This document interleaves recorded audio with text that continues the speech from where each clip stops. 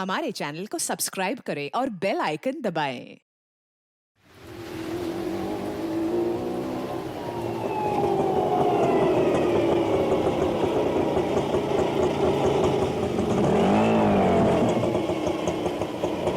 बस बस बस बस बस भैया ऑटो यहीं रुको। मेम साहब, इस जगह पे आपका क्या काम है? ये जानना तुम्हारे लिए जरूरी नहीं है। जाओ, जहाँ रुकने के लिए बोला वहाँ वेट करो। ठीक है, जैसी आपकी मर्जी।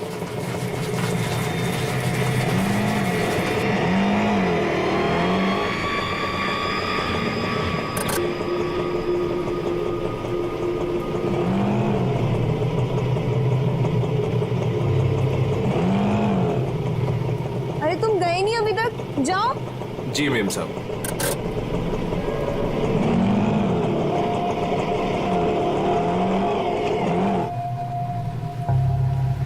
हेलो विशाखा, मैं करिश्मा बोल रही हूँ। मैं एमजी रोड के यहाँ कंस्ट्रक्शन बिल्डिंग पे खड़ी हूँ। मुझे तुमसे तुम्हारी शादी के बारे में बहुत जरूरी बात करनी है।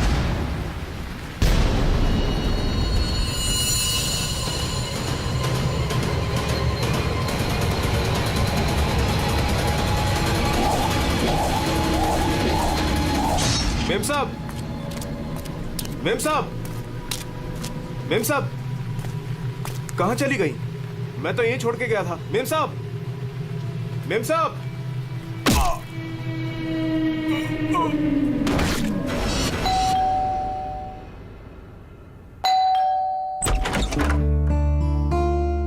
अरे आप इतनी जल्दी आ गए ऑफिस से? आज हाँ, आज काम कुछ कम था। ये लो, आते आते तुम्हारे लिए कुछ साग सब्जियां लाया हूँ और इसे फ्रीजर में रख दो।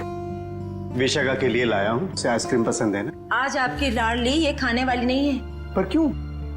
आज सुबह से ही उदास है, खुद को कमरे में बंद कर रखा है और खाना भी नहीं खाया उसने। तुमने उसे कुछ कह दिया क्या? मैं क्या कहूंगी, लेकिन हाँ, आज सुबह किसी का फोन आया था।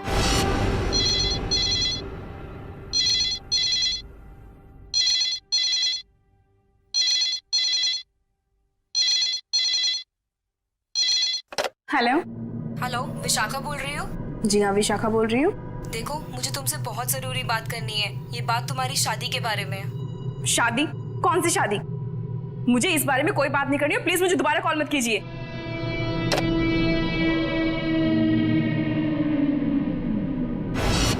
अरे इतनी मुश्किल से तो 2 हफ्ते पहले टूटी हुई शादी को भूल पाई थी, अब फोन करके उसके जख्म किसने हरे कर दिए?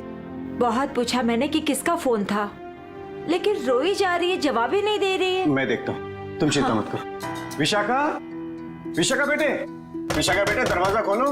विशाखा, दरवाजा खोलो। विशाखा! ये दरवाजा क्यों नहीं खोल रही है? रोने की आवाज भी नहीं आ रही। कहीं उसने कुछ? अरे तुम विशाखा को नहीं पहचानती क्या? वो ऐसा कुछ नहीं करेगी। विशाखा बेटा, दरवाजा खोलो बेटे। विशाखा, दरवाजा खोलो। विशाखा! विशाखा?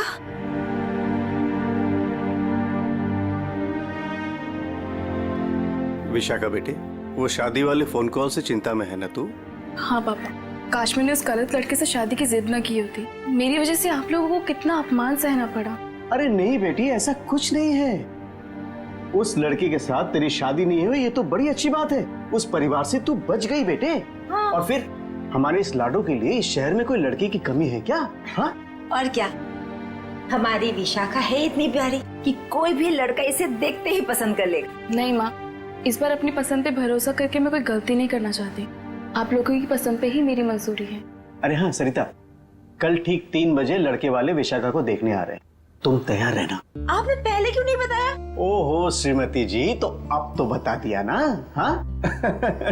पापा, मुझे भगाने की बहुत जल्दी है ना आपको? मैं क्यों नहीं, अब इसकी शादी हो जाएगी तो इस कमरे को मैं अपना स्टडी रूम बना लूंगा। अच्छा, तो मैं भी अपना रूम लॉक करके जाऊंगी ससुराल।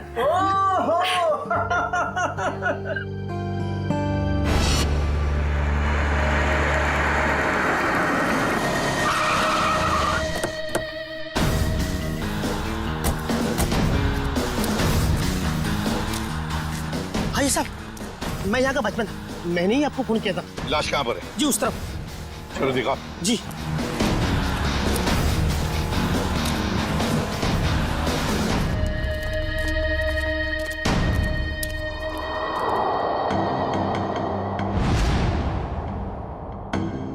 ये ईंटें निकालो।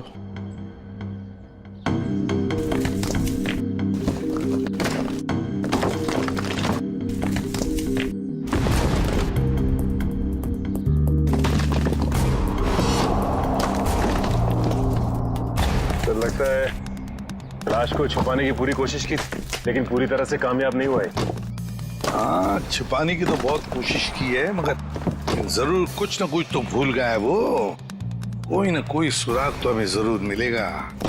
वैसे लाश ज्यादा पुरानी नहीं दिख रही है। एक काम करो, बाहर निकालो इसे आराम से, संभल के।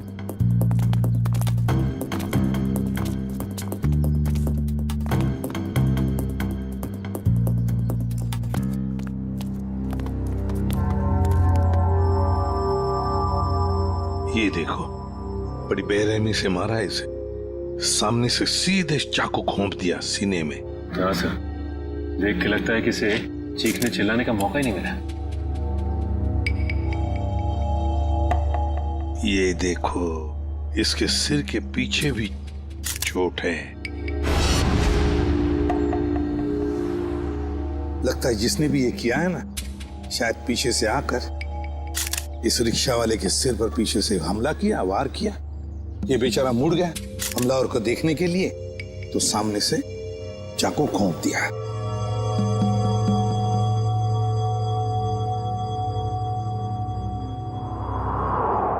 जेब में कुछ भी नहीं। लेकिन सर, कोई रिक्शा वाले को क्यों मारेगा? फ्रेडी, इस रिक्शा वाले को पैसे के लिए तो कोई नहीं मारेगा। हो सकता है इस रिक्शा वाले का किसी के साथ झगड़ा वगड़ा हुआ होगा या आपसी दुश्मनी हो, लेकिन अगर इसकी लाश यहाँ पर है, रिक्शा कहाँ पर होगी?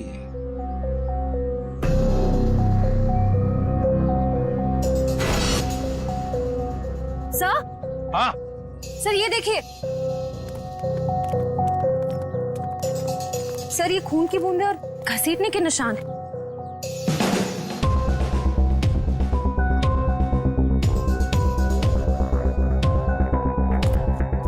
ये देखो,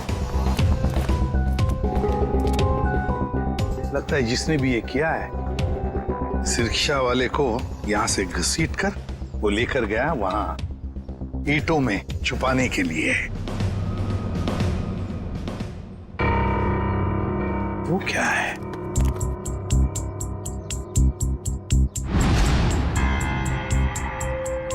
किसी आदमी की घड़ी? अरे ये तो काफी महंगी घड़ी है। शायद रिक्शा वाले की होगी। नहीं फ्रेडी, ये इस रिक्शा वाले की घड़ी नहीं लगती। इतनी महंगी घड़ी है ये, 1,00,000-1.5 लाख की तो घड़ी है ये। तो फिर सर, शायद उसी की होगी जिसने रिक्शा वाले को मारा है। वो तो ये भी सकता है कि घड़ी उस आदमी की हो जो ऑटो में बैठा था। इतनी कीमती घड़ी पहनने वाला आदमी रिक्शा में नहीं जाएगा, मुझे नहीं लगता। देखो, और भी कोई सुराग मिलना चाहिए। देखो जरा आसपास।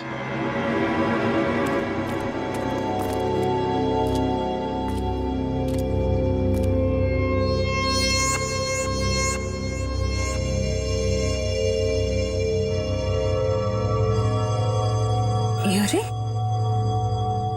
सर, कुछ मिला? हाँ सर, किसी लड़की की ये डायमंड इयररिंग मिली है, यहाँ नीचे गिरी हुई थी। इयररिंग? इसका तो एक ही मतलब हो सकता है, जब ये हादसा हुआ तब कोई लड़की यहाँ पर मौजूद थी। तो खून लड़की ने किया? सचिन, पता नहीं खून किसने किया, लड़की ने या और किसी ने, लेकिन एक बात तो जरूर है कि ये लड़की उस रिक्शा वाले के साथ मौजूद थी। सर, हो सकता है ये लड़की उस ऑटो वाले की सवारी थी। लेकिन लड़की यहाँ ऐसी जगह क्या करने आई थी? कुछ ना कुछ तो और ही चक्कर है। जो भी हो, उस हादसे में जरूर हाथापाई हुई होगी, जिसकी वजह से वहां पर वो घड़ी मिली और अब ये ईयररिंग। ये केस तो बहुत पेचीदा हो गया। इतने सारे सवाल लेकिन जवाब इतने कम। सारे सवालों का जवाब इसी बिल्डिंग में है। इस बिल्डिंग को अच्छी तरह से छान मारते। Let's go.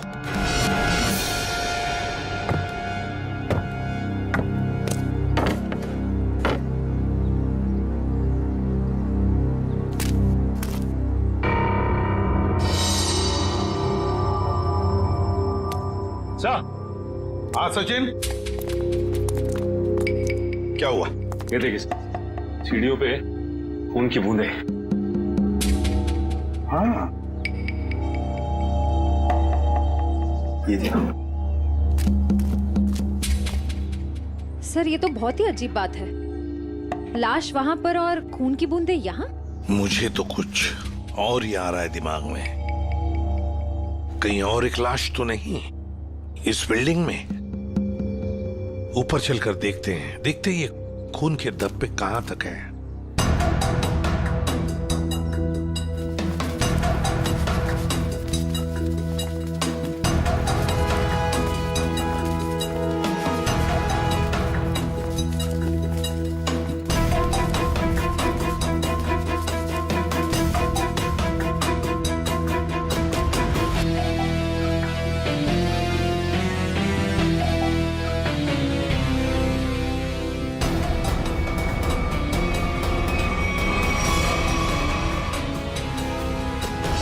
भाई साहब मैं तो कहता हूँ अभय और विशाखा एक दूसरे के लिए बिल्कुल सही है। दोनों के ख्यालात मिलते जुलते हैं, दोनों का स्वभाव एक है और वैसे एक साथ स्कूल में पढ़ चुके हैं। बेटा तुमने हमें बताया नहीं कि तुम अभय को पहले से जानती हो? नहीं पापा, अभय मेरी क्लास में नहीं थे। वो क्या है ना अंकल, हम दोनों की क्लासेस सेम थी पर सेक्शन अलग अलग थे। आप सेक्शन ए में थी और मैं सेक्शन सी में था। बात यह है ना जी, अभय के लिए एक से बढ़कर एक खानदान से रिश्ते आ रहे हैं, लेकिन इससे मना कर दिया है। स्कूल के वक्त से ही आपकी बेटी से प्यार करता है, लेकिन कह नहीं पाया, इसलिए आज मुझे आना पड़ा कहने के लिए।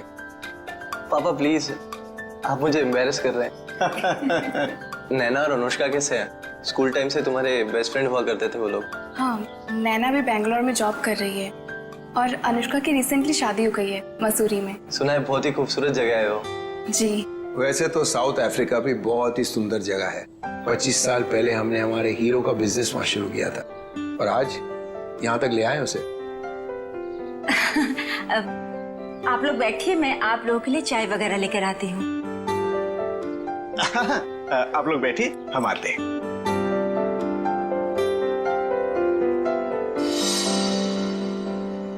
क्या बात है सरिता, क्या हुआ? देखिए, लड़का और परिवार तो मुझे अच्छे लग रहे हैं, लेकिन एक बार आप साफ साफ पूछ लीजिए, लेन देन की जो भी बात है। सरिता क्यों चिंता करती हो? देखो मुझे नहीं लगता कि धीरेन्द्र जी की कोई मांग है, और अगर होगी भी तो हम मांग पूरी कर देंगे ना।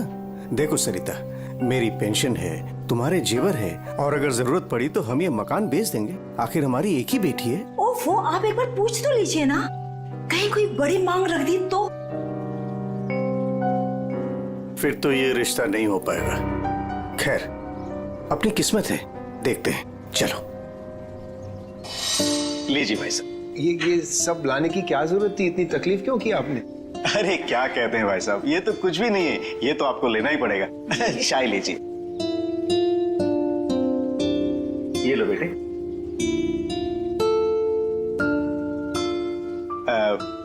भाई साहब अगर आप बुरा न माने तो कुछ देर हम लोग बाहर चल के आपस में बात कर लेते हैं। अरे इतने में बच्चे भी एक दूसरे से बात कर लेंगे। अरे ये तो बहुत अच्छी बात है, चलिए।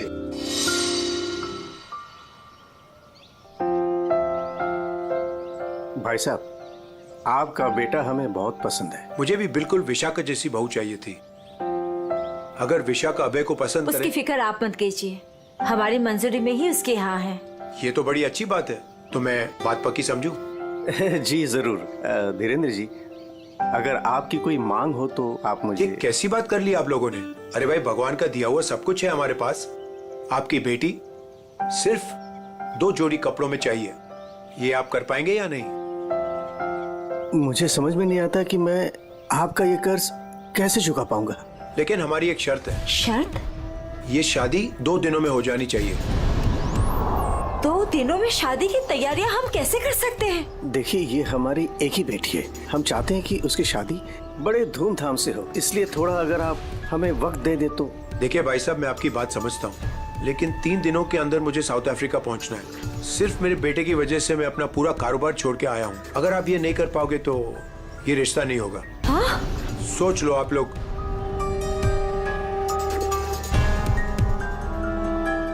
ठीक है भाई साहब, ये शादी परसों ही होगी। ये तो बहुत अच्छी बात है, मुबारक हो।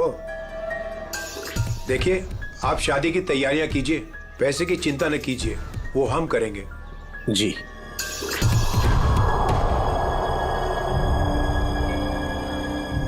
कैसे? तुम चिंता मत करो सरिता, भगवान की जो मर्जी है वही होगा। चलो शादी की तैयारी करते हैं।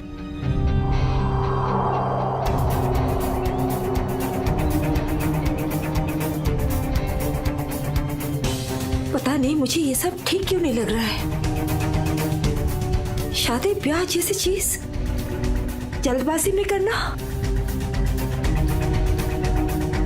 कहीं हम गलत निर्णय तो नहीं ले रहे?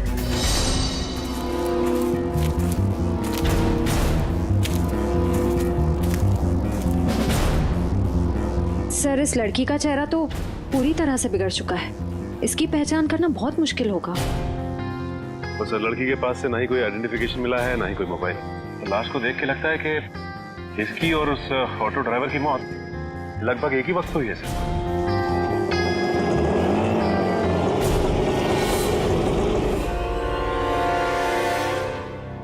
सर, ये लावारिश रिक्शा यहाँ से थोड़ी दूर पे खड़ी हुई थी, लोगों ने मुझे बताया। और सर, ये रहे रिक्शा के पेपर्स। वो लाश इसी रिक्शा ड्राइवर की थी, चमन नाम था उसका। और सर, ये फोटो भी लगी उसकी। हाँ, चमन खुद मालिक था इस रिक्शा का। और कुछ मिला? हाँ सर, मोबाइल मिला है सर, लेकिन सर बैटरी डाउन है इसकी। ठीक है, कोई बात नहीं, इसमें से हमें बहुत कुछ इंफॉर्मेशन मिल सकती है।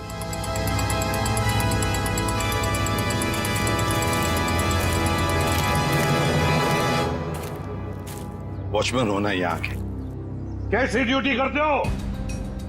दो खून हुए यहाँ पर। साहब जी, ये सब कैसे हुआ? मुझे नहीं पता चला। चुप, नाटक बंद। जरा याद करके बताओ, क्या कोई आया था यहाँ पर इस रिक्शा में से? कोई नहीं आता इस रिक्शा से। ये कैसे हो सकता है? हाँ? कोई बिल्डिंग से ऑटो दूर क्यों खड़ा करेगा? बताओ कौन आया था? हाँ साहब जी, याद आया, जब मैं खाना खाने गया था ना, जरूर कोई आया होगा। ड्यूटी करते हो।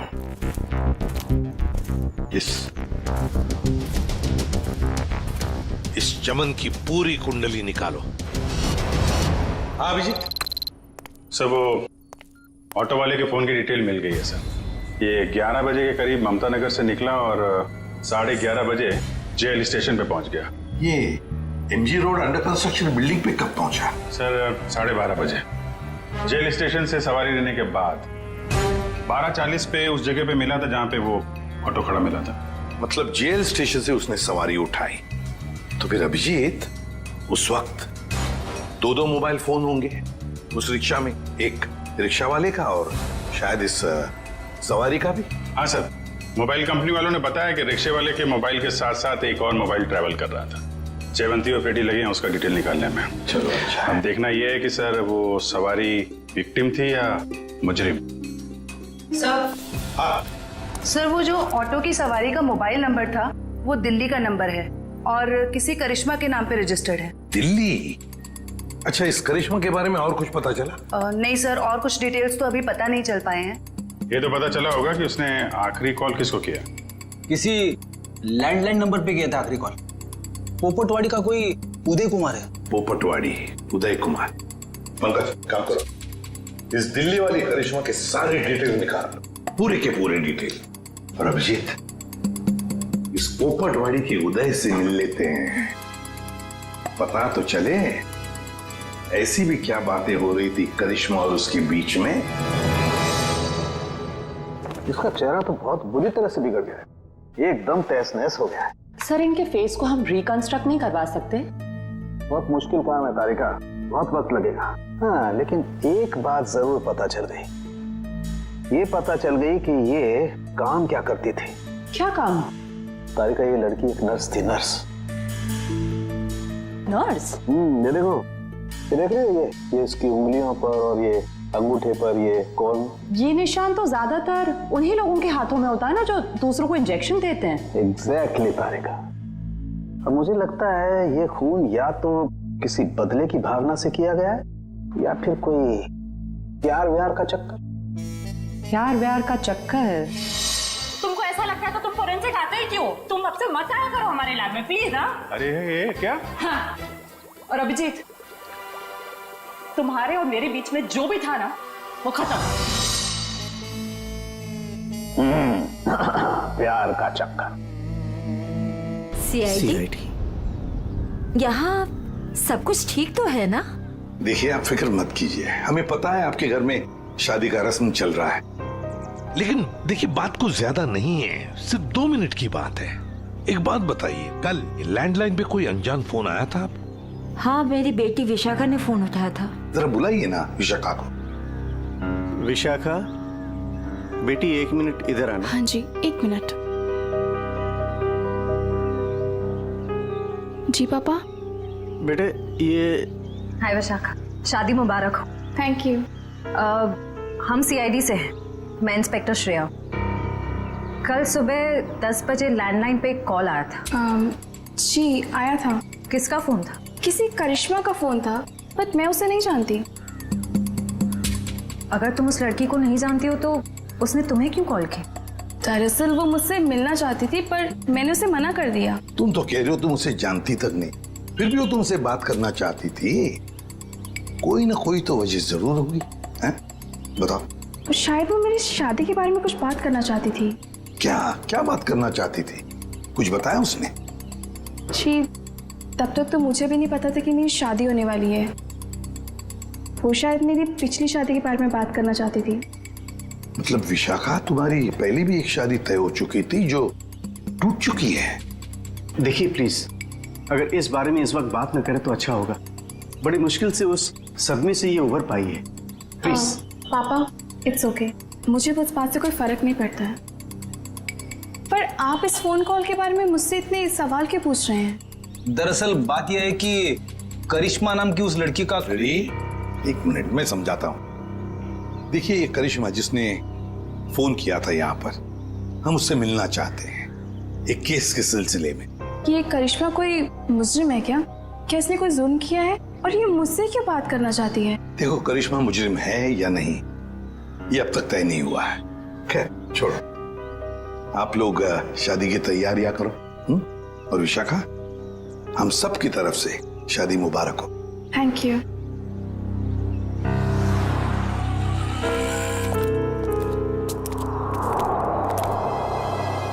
हेलो, सुनो, सब गड़बड़ हो गया है यहाँ। सीआईडी आ गई है। हाँ जी, क्या हाल है बॉस? फिर से बन गया चेहरा?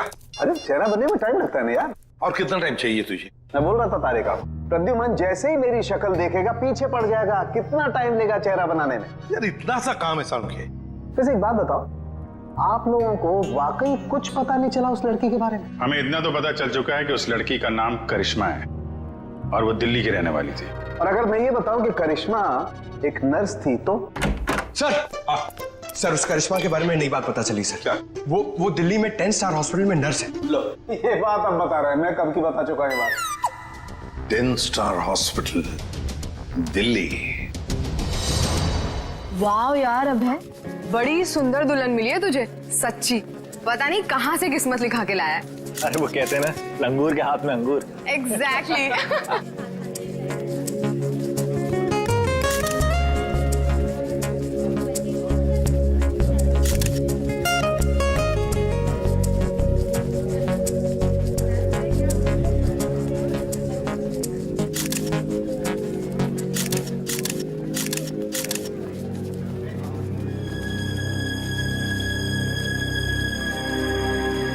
उदय जी आप रो रहे हो, सब ठीक तो है ना?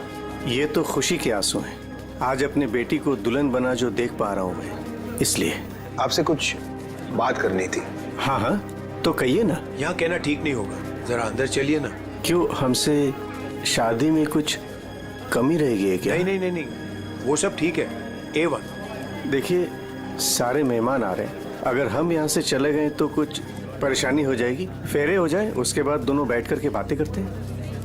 देखिए मेहमानों को छोड़िए, आप अंदर चलिए, वरना ये शादी नहीं होगी।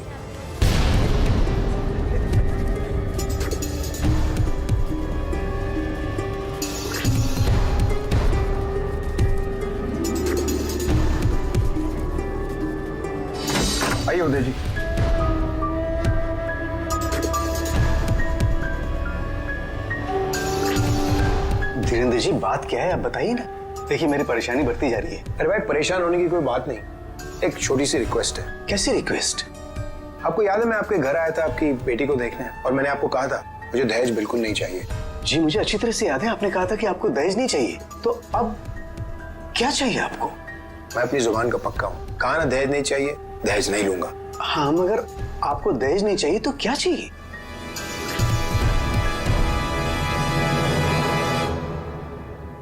किडनी किडनी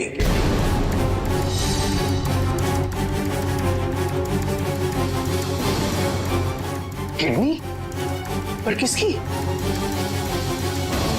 मैं शायद आपको बताना भूल गया कि मेरी तबीयत दरअसल ठीक नहीं रहती और जल्द से जल्द अगर किडनी ट्रांसप्लांट नहीं हुआ तो मैं ज्यादा दिन नहीं बच पाऊंगा। Kidney transplant? देखिए आपकी बेटी की शादी है और कुछ ही दिन बाद उसका ससुर यानी कि मैं मर जाए तो आपको कैसा लगेगा? पर धीरेन्द्र जी मैं अपनी किडनी कैसे, मेरा मतलब मैंने पूरा पता लगा लिया है, हम दोनों की किडनीज मैच होती हैं। अच्छा तो इसका मतलब ये शादी ब्याह ये सब ढोंग है। दरअसल आपको मेरी किडनी चाहिए इसलिए आपने ये सब। अब फेरों में 2 घंटे और बहुत समय आपके पास, सोच लीजिए। और वैसे भी हम दोनों एक परिवार का हिस्सा बनने जा रहे हैं तो एक परिवार वाले का फर्ज बनता है दूसरे परिवार वाले की जान बचाने का।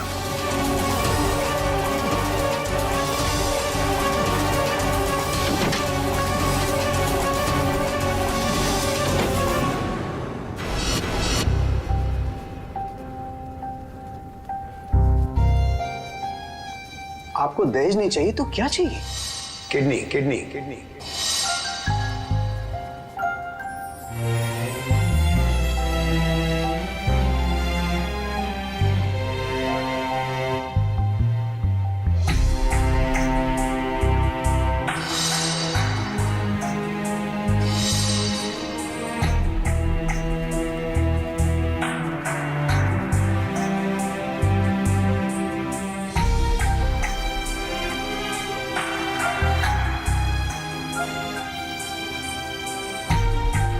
अरे कहाँ चले गए थे आप?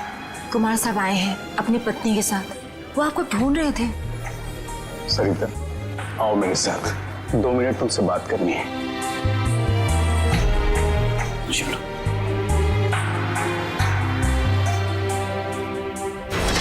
आओ सरिता। क्या हुआ मुझे बताएंगे भी? सरिता दरवाजा बंद कर दो, बताता हूं।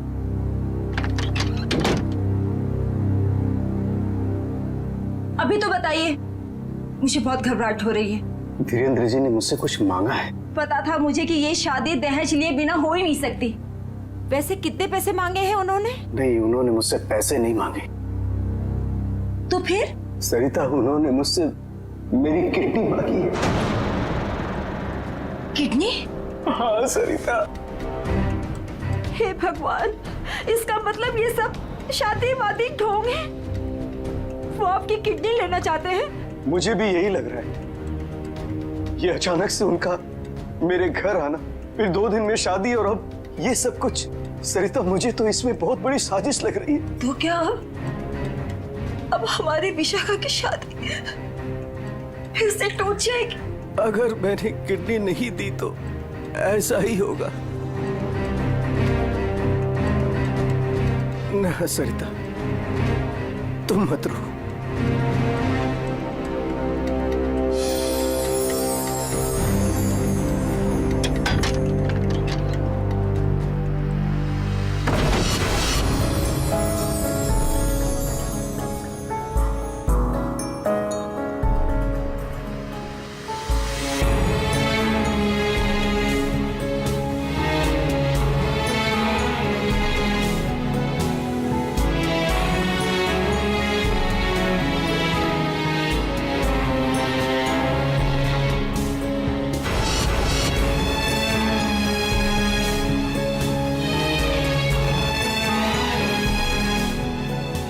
सारे मेहमान आ चुके हैं और अगर इस बार भी हमारी विशाखा की शादी नहीं हुई तो वो पूरी तरह टूट जाएगी। एक जख्म तो वो पहले ही खा चुकी है, लेकिन अब दोबारा वो बर्दाश्त नहीं कर पाएगी। मैं जानता हूं सरिता, तुम ठीक कह रही हो, इसलिए मैंने सोच लिया है, मैं अपनी किडनी दूंगा। हाँ सरिता। नहीं, अगर आपने किडनी दे दी तो आपका क्या होगा? मुझे कुछ नहीं होगा सरिता। और वैसे भी इंसान के शरीर में 2 किडनियां होती है जिससे उसका शरीर चलता है, लेकिन फिर भी इंसान एक किडनी के सहारे जी सकता है। मुझे ये सब कुछ ठीक नहीं लग रहा है। अगर कुछ ऊंच नीच हो गई तो मैं आपको खोना नहीं चाहती हूँ। नहीं सरिता, मुझे कुछ नहीं होगा, और अगर मुझे कुछ हो भी गया तो कम से कम मेरी आत्मा को ये सोचकर संतुष्टि तो मिलेगी ना कि मैंने अपनी बच्ची की खातिर उसके पैदाइश से लेकर के उसकी शादी तक सब कुछ किया। प्लीज।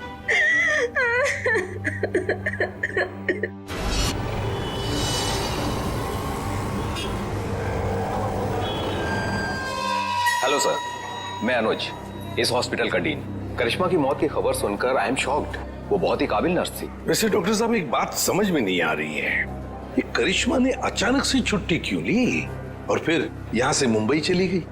कोई खास वजह थी क्या छुट्टी लेने?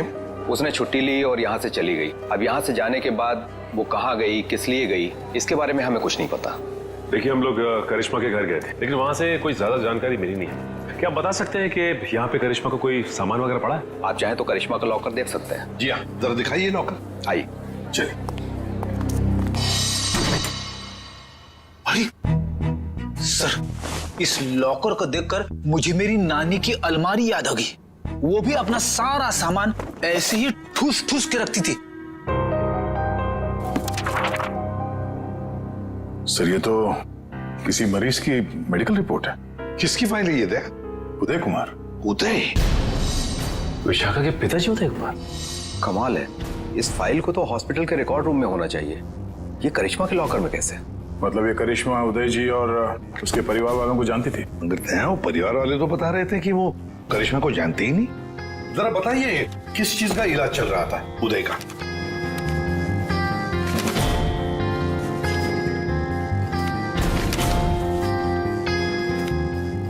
क्या डॉक्टर साहब, आपके चेहरे का रंग उड़ा हुआ क्यों है?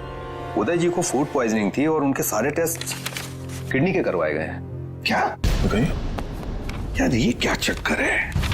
नहीं नहीं नहीं दया, कुछ न कुछ तो गड़बड़ जरूर है, कुछ न कुछ तो गड़बड़ है। अच्छा डॉक्टर साहब, इस करिश्मा का बर्ताव कुछ अजीब लगा आपको? मतलब कुछ गड़बड़ लगा आपको कभी? नहीं, ऐसा तो कुछ भी नहीं लगा। सर, ये देखिए। माय गॉड, तो ये बात है। क्या बात है उदय? अरे डॉक्टर चंद्रप्रकाश, आओ बैठो बैठो। ये अचानक क्या बात करना चाहते हो तुम मुझसे? और भाभी जी क्यों रो रही हैं? शादी में कोई मदद वगैरह चाहिए? डॉक्टर, शादी की कोई बात है ही नहीं। अच्छा, तुम ये फाइल मेरी देखो ना, मेरी मेडिकल फाइल। ये फाइल चेक करके बताओ कि क्या मैं अपनी एक किडनी डोनेट कर सकता हूँ? उदय, तुम्हारी बेटी की शादी हो रही है और इस वक्त तुम्हें ये सवाल सूझ रहा है? डॉक्टर, शादी न रुके इसलिए तो मैं ये बात पूछ रहा हूँ तुमसे। बताओ ना। क्या मतलब है? मतलब मैं बाद में तुम्हें समझाऊंगा। तुम पहले मुझे ये बताओ कि मैं एक किडनी के सहारे जी सकता हूँ या नहीं। बताओ डॉक्टर, मुझे प्लीज बताओ ना।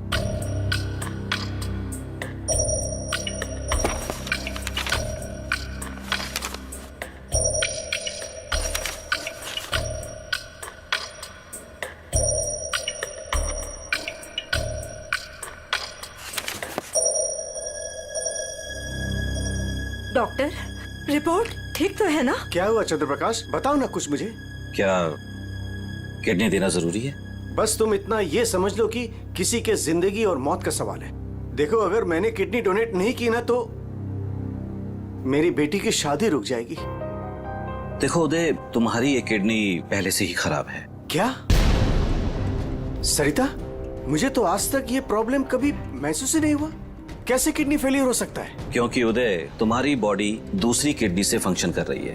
आई एम सॉरी, अगर तुमने ये दूसरी किडनी भी डोनेट कर दी तो क्या? तो तुम्हारा बचना नामुमकिन है।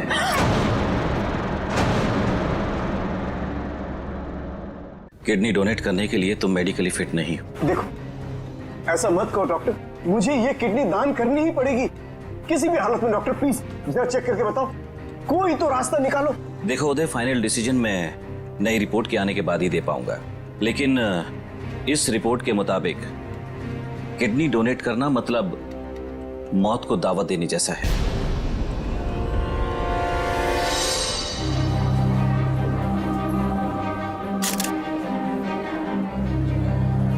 आओ। क्या हुआ माँ, आप परेशान लग रही हैं? नहीं, ऐसी कोई बात नहीं, फेरे का समय हो गया है, आओ।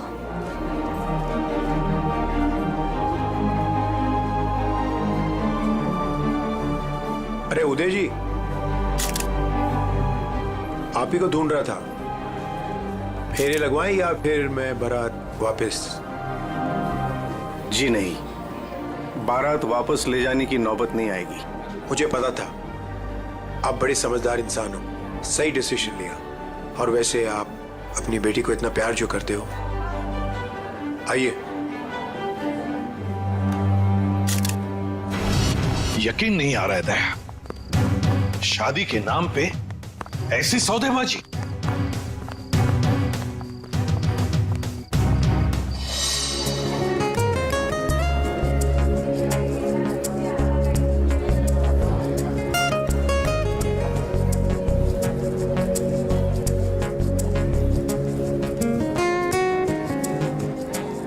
रुक जाइए।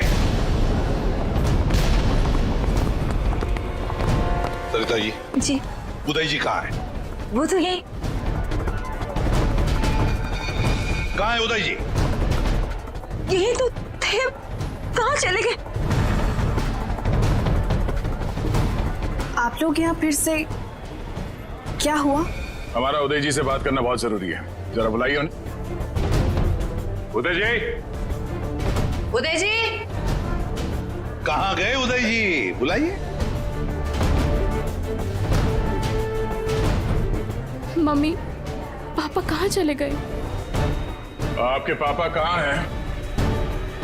इसका जवाब अब ये देंगे धीरेन्द्र जी। क्यों धीरेन्द्र जी, जवाब देंगे ना? मुझे कुछ नहीं पता।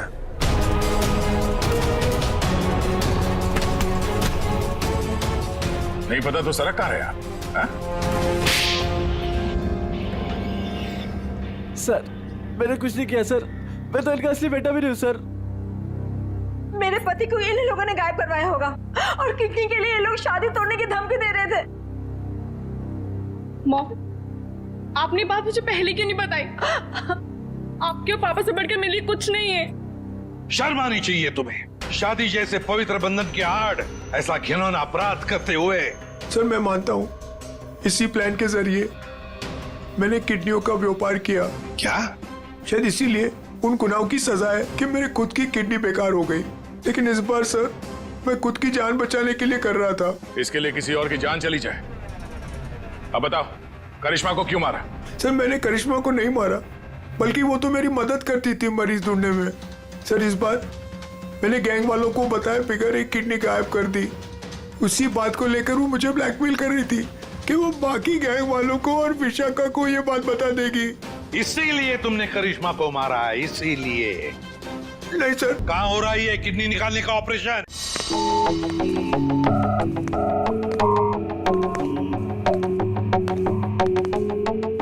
चल डॉक्टर, ऑपरेशन शुरू कर। देखो तुम जो ये कर रहे हो ना, ठीक नहीं कर रहे हो। बकवास बंद कर, अपना काम कर जल्दी।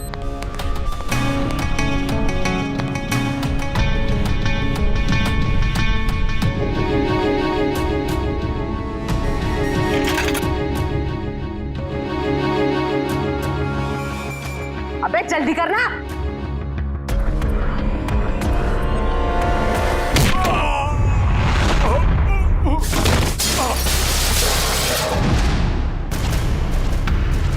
कौन है वहां? कौन है?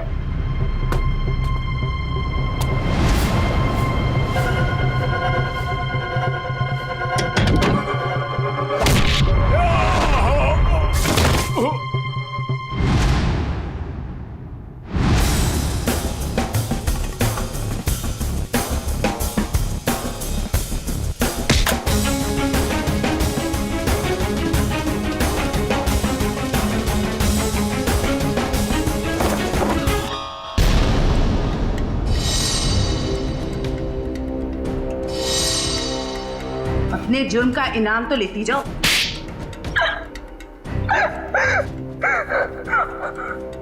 ये सारा षड्यंत्र हमने सिर्फ लोगों की किडनियां हथियाने के लिए किया है। ये सब पता है हमें। ये बताओ करिश्मा को क्यों मारा तुम? क्योंकि करिश्मा हमें धोखा दे रही थी। लेकिन तुमने करिश्मा का खून किया, ये बात तुमने धीरेन्द्र से क्यों छुपाई?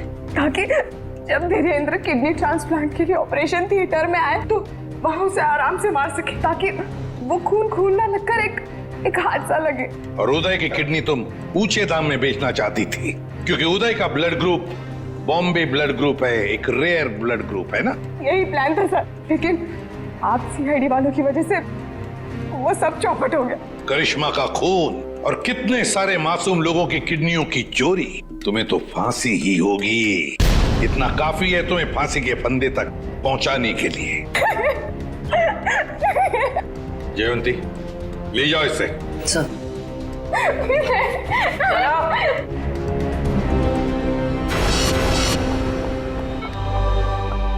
कैसे आप? तबीयत कैसी है आपकी? आप ठीक तो है आप? सरिता, विशाखा बेटी, तुम लोग रो क्यों रहे हो? क्या हुआ मुझे? मैं आपसे कभी बात नहीं करूंगी। आपको क्या लगा मेरी शादी आपकी जिंदगी से ज्यादा जरूरी है? ऐसी कोई बात नहीं। दरअसल मैं और सरिता, हम तो सिर्फ तुम्हारी खुशी चाहते हैं बेटे। मेरी खुशी आपसे है, आपसे है। माना बाकी लड़कियों की तरह मेरा भी सपना है कि मेरा भी एक अच्छा पति हो, लेकिन वो पति मुझे अपने पिता की कीमत पर बिल्कुल नहीं चाहिए। देखा उदय जी, आपकी बेटी विशाखा कितनी समझदार है, सियानी है और सही बोल रही है। एक बात हमेशा ध्यान में रखना, बेटी घर का सम्मान होती है, सुख होती है, खुशी होती है। और उसके हाथ पीले करना तो सौभाग्य की बात होती है, लेकिन उसके लिए माता पिता को अपनी जान दांव पर लगाने की कोई जरूरत नहीं। एसीपी साहब, मैं आपसे वादा करता हूं, चाहे कुछ भी हो जाए, मगर मैं इंतजार करूंगा। अब की बार मैं अपनी बेटी का हाथ सिर्फ उसी को दूंगा जो इसके लायक हो। आप सबका बहुत बहुत शुक्रिया बेटी। Thank you very much.